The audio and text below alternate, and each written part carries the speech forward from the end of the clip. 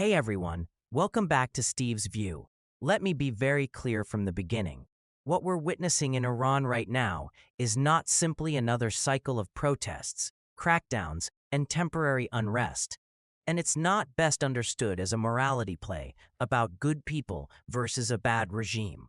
What's happening makes a lot more sense when you stop asking whether people are angry. They clearly are, and start asking a much colder question. What kind of political system does Iran have now? And what kinds of outcomes does that system realistically allow? Because political systems don't collapse just because life gets hard. In many cases, they adapt to hardship in ways that make change far more difficult over time. Iran today is experiencing a level of economic breakdown that most Americans would find hard to imagine. The currency has lost most of its value. Inflation has erased savings. Food and medicine prices have surged. Real household income has collapsed. For a large portion of the population, daily life is no longer about aspiration or even dignity. It's about basic survival. This matters because protests driven by survival pressures don't fade easily. People don't just go home and wait it out when they can't afford food, rent, or healthcare. But here's the mistake many observers make. They assume that desperation automatically translates into political change. History tells us that's often not true. In fact, some of the most economically devastated societies have produced some of the most durable authoritarian systems. The reason is simple, but uncomfortable. Political power is not ultimately decided by how many people are angry. It's decided by who controls organized force, and whether that force remains materially tied to the system in power. In Iran, that force is not abstract. It has a name, a structure, and a balance sheet. The Islamic Revolutionary Guard Corps is not just a military institution. It is an economic actor, a security apparatus, and a political gatekeeper rolled into one. It controls major parts of the economy directly or indirectly: energy, construction, logistics, telecommunications, and large segments of the sanctions-era shadow economy. It benefits from isolation. It profits from scarcity. It is insulated from the suffering that defines daily life for most Iranians. This is the core structural reality that shapes everything else. As long as the people with guns, organization, and coercive capacity are paid, protected, and privileged, the system can survive levels of public anger that would topple other governments. This doesn't require ideological commitment. It doesn't require belief in the system's moral legitimacy. It only requires alignment of interests. That's why focusing exclusively on street protests misses the point. Protests matter. They reveal pressure. They signal legitimacy loss. But they do not, by themselves, determine outcomes when the coercive core remains intact. This creates a bleak dynamic. Economic collapse produces protests. Protests produce repression. Repression deepens isolation. Isolation worsens economic collapse. Inside this loop, policy options shrink rapidly. The government cannot meaningfully reform without resources it doesn't have. It cannot fully open the economy without threatening the interests of the very groups that keep it in power. And it cannot rely on popular consent because that consent has already been destroyed. At the same time, repression becomes easier, not harder, because the costs are shifted downward onto civilians who lack leverage. This is how systems become trapped. Once a regime abandons performance-based legitimacy, the idea that it must deliver economic improvement to survive, and replaces it with force-based survival, the entire incentive structure changes. From that point on, making people's lives better is no longer a political necessity. Controlling them becomes sufficient. That shift is far more important than any single protest wave, election, or international statement. And it's also why removing individual leaders rarely solves the problem. There's a popular tendency, especially in Western discourse, to personalize authoritarianism, to treat systems as if they revolve around one man, one ideology, or one speech. In reality, authoritarian durability is usually collective. Leaders matter, but only insofar as they manage coalitions of armed institutions, economic privileges, and internal loyalty. If that coalition remains intact, leadership change alone does not produce transformation. At best, it reshuffles power within the same structure. That's why comparisons to other cases matter, not because countries are identical, but because structures repeat. When armed institutions are allowed to become independent economic actors, when they profit directly from control rather than stability, they become resistant to reform by design. At that point, even well-intentioned leaders are constrained. Reform becomes dangerous, compromise becomes risky, and survival incentives dominate long-term planning. This doesn't mean such systems are invincible. They are often brittle. They rely on internal discipline. They depend on continued resource flows. They fear fragmentation, but they do not collapse on the timeline outsiders usually expect. They crack slowly, unevenly, and often from within, through elite splits, succession crises, or unexpected shocks, rather than through popular pressure alone. This is where expectations need to be recalibrated. The question is not whether Iran's current system is unpopular. It clearly is. The question is whether the balance of force and incentives inside the system has shifted enough to make change possible without catastrophic violence. Right now, that balance remains heavily tilted toward repression. That doesn't mean it will stay that way forever. But it does mean that hopes for rapid, clean transformation are misplaced. And that brings us to a harder truth, one that's uncomfortable but necessary to confront. Once a system reaches this stage, all available paths forward are costly. Internal change risks violent backlash, external pressure risks escalation and instability. Doing nothing allows decay to continue. There is no painless option. This is why discussions of outside intervention are so fraught and so often misunderstood. External force does not create democracy. It does not repair institutions. It does not heal social fractures. At best, it alters calculations. It weakens coercive capacity. It creates openings that did not exist before. Whether those openings lead to something better depends entirely on what fills them. And that outcome is never guaranteed. The lesson here is not that force is a solution. The lesson is that when systems abandon economic legitimacy and reorganize around coercion, they make peaceful change extraordinarily difficult, both for their own citizens and for the outside world. That is the real danger, not unrest, not protests, but the quiet hardening of a political structure that no longer depends on its population to survive.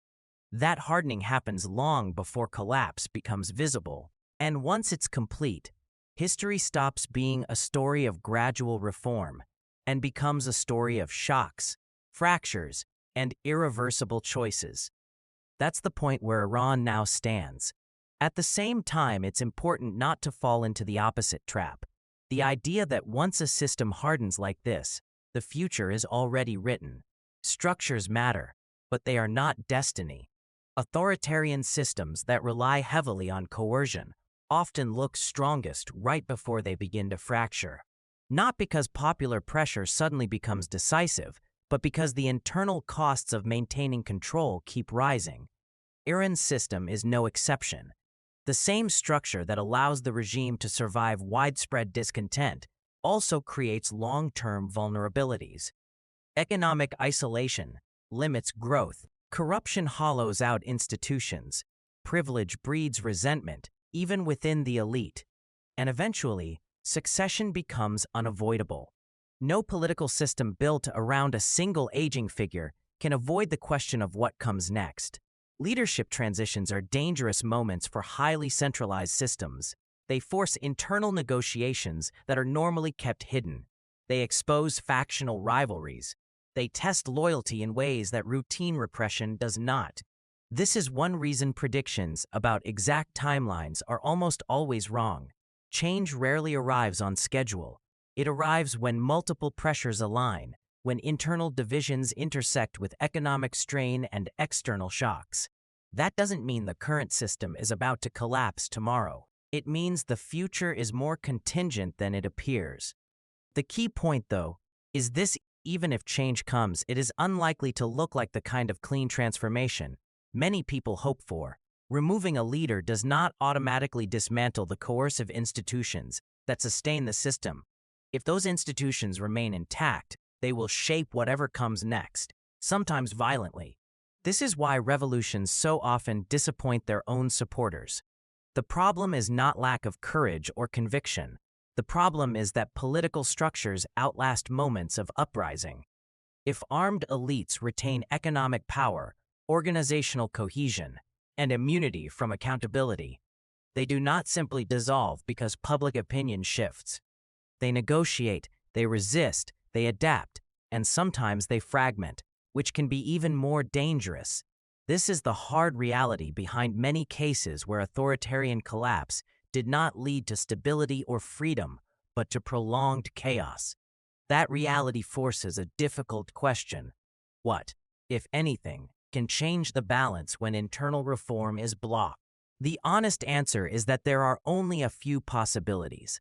One is internal elite fragmentation, when factions within the coercive apparatus begin to see their interests diverge. This can happen due to generational change, resource scarcity, or power struggles over succession. Another is economic transformation that alters incentives. Though in heavily sanctioned, militarized systems, this becomes increasingly difficult. A third is external pressure that directly affects the coercive core rather than the general population. None of these options are clean, none are guaranteed, and all carry serious risks. This is where discussions of sanctions, military pressure, and diplomatic isolation need to be handled with much more realism than they often are. Broad economic sanctions tend to hurt civilians far more than elites. In systems where coercive institutions profit from scarcity and smuggling, sanctions can actually strengthen the very groups they're meant to weaken. Targeted pressure aimed at leadership assets, financial networks, and external operations can be more effective, but only if it's sustained and coordinated. Military pressure, meanwhile, is the most dangerous and most misunderstood tool. Force does not produce political legitimacy, it does not create trust, and it almost always creates unintended consequences. But in some cases, it can alter the internal balance of fear and capability, especially when repression has become extreme and normalized. The point is not that force is good. The point is that once peaceful mechanisms are structurally blocked, every remaining option carries moral and strategic costs. That's what happens when a system reorganizes itself around coercion. It narrows the future, and this narrowing process is what deserves the most attention, far more than any single protest wave or headline. Because long before collapse becomes visible, the range of possible outcomes has already been reduced. This perspective also changes how we should think about responsibility. It's tempting to frame these situations as binary: heroes versus villains, resistance versus oppression. Reality is messier. There are individuals trapped inside these systems who benefit from them and fear losing everything if the system falls. There are others who hate the system but see no safe exit. There are people who enforce repression not because they believe in it, but because it's the only way they can survive. Understanding this does not excuse brutality, but it does explain persistence. And explanation matters because without it, policy becomes guesswork driven by emotion rather than structure. This is also why simplistic optimism can be dangerous. Telling people that collapse is inevitable or that history is on their side can encourage actions that increase suffering without increasing the chances of success. False hope can be as cruel as open repression. A more honest approach is to acknowledge limits, to recognize that some systems take decades to unwind, not because people accept them, but because dismantling coercive power is extraordinarily difficult. That doesn't mean nothing can change. It means change is slow, uneven, and often comes from unexpected directions. Economic openings, elite defections, external shocks, technological shifts. History rarely moves the way slogans predict, which brings us back to the broader lesson. The most dangerous moment for any political system is not when people protest. It's when leaders decide that they no longer need to deliver a functioning economy to survive. That decision, whether explicit or gradual, marks a turning point. From that moment on, repression becomes a substitute for performance, and force becomes a substitute for legitimacy. Once that substitution is complete, rebuilding trust becomes almost impossible. And the longer it lasts, the higher the eventual cost of change. Iran is living with that reality now. The future remains open, but it is constrained, not by fate and not by culture, but by a set of political and economic choices that were made long before the current crisis reached the streets. Understanding that is essential if we want to avoid repeating the same patterns elsewhere. This is why the most important question isn't whether Iran will eventually change. History suggests that all political systems change one way or another. The more important question is what kind of change becomes possible once a system has reorganized itself around coercion rather than performance. Because by the time collapse looks imminent from the outside, the range of outcomes has already narrowed. That's the part that's easy to miss. When people talk about authoritarian systems failing, they often imagine a moment of moral reckoning, a breaking point where public pressure overwhelms the state and something better takes its place. In reality, what usually happens is far less dramatic and far more costly. Systems that rely on force don't suddenly give way to consensus. They erode, they fracture, they shed responsibility while clinging to control. And when they finally change, they often do so through shocks rather than transitions. That's not because the people inside them lack courage or clarity. It's because political structures shape what kinds of exits are available. Once economic performance stops being the basis of legitimacy. Rebuilding that legitimacy becomes extraordinarily difficult. Trust is gone. Institutions are hollowed out. Elites are accustomed to privilege without accountability. Violence has become routine. At that point, even positive change comes with instability. This is the real tragedy of systems like Iran's today. Not that people are protesting. That's understandable. Not even that repression is brutal. Sadly, that's predictable. The tragedy is that the political structure has already absorbed these pressures in a way that protects itself while externalizing suffering. That's what makes the situation so resistant to improvement. And this is where the discussion has to move beyond Iran itself. Because Iran is not an isolated case. It's an example of a broader pattern, one that appears whenever governments respond to crisis by doubling down on control rather than fixing underlying problems. The lesson here is not that reform is impossible. The lesson is that reform becomes exponentially harder once coercion replaces competence as the foundation of power. This matters for how Americans think about the world. For decades, America's foreign policy has been shaped by the belief that economic integration, pressure, and time would naturally push closed systems toward openness. Sometimes that worked, but in cases where regimes learned how to survive without growth, where they learned how to extract resources, control populations, and insulate their enforcers, that assumption broke down. Pressure alone did not liberalize those systems. It often reinforced their most repressive elements. Understanding that doesn't mean abandoning moral standards. It means aligning expectations with reality. It means recognizing that not every crisis has a clean solution, and not every injustice has a fast remedy. It also means recognizing that the most effective moments for influence usually come before systems harden, not after. Once repression becomes the organizing principle of the state, outside actors face a grim set of choices. Do nothing and allow decay to continue, apply pressure and risk entrenching the very groups that thrive under isolation, intervene forcefully, and accept the possibility of instability, backlash, and unintended consequences. There is no option without cost. That's not a failure of policy. It's the consequence of structural decay. And this brings us back to the deeper warning embedded in this analysis. The most dangerous point in a country's political evolution is not when protests erupt. It's when leaders quietly decide that delivering economic improvement is no longer necessary for survival. That decision can be gradual. It can be framed as temporary. It can be justified as a response to external threats. But once it's made, the system begins to change in ways that are very hard to reverse. Institutions shift from service to control. Resources flow toward security rather than development. Loyalty is rewarded more than competence. And over time, the state becomes something very different from what it once was. By the time the consequences are obvious, the options are already limited. Iran reached that point years ago.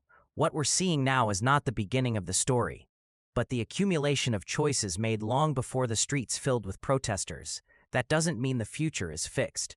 But it does mean that anyone hoping for rapid, peaceful transformation is underestimating the depth of the problem. Real change, if it comes, will likely be uneven. It will involve internal fractures, difficult compromises, and periods of instability. It will not follow a script, and it will not be driven by slogans. The purpose of understanding this isn't to encourage cynicism, it's to replace false certainty with clarity, to stop confusing outrage with leverage, and to recognize that preventing systems from hardening is far easier than trying to soften them after the fact. That lesson matters far beyond Iran, because the forces that produce coercive, self-insulating regimes are not unique to any culture or ideology. They emerge wherever power is allowed to survive without performance, and where force becomes the primary answer to failure. Understanding that doesn't tell us exactly what will happen next, but it does tell us what kinds of futures become possible and which ones quietly disappear. And that, in the end, is the most honest way to look at situations like this.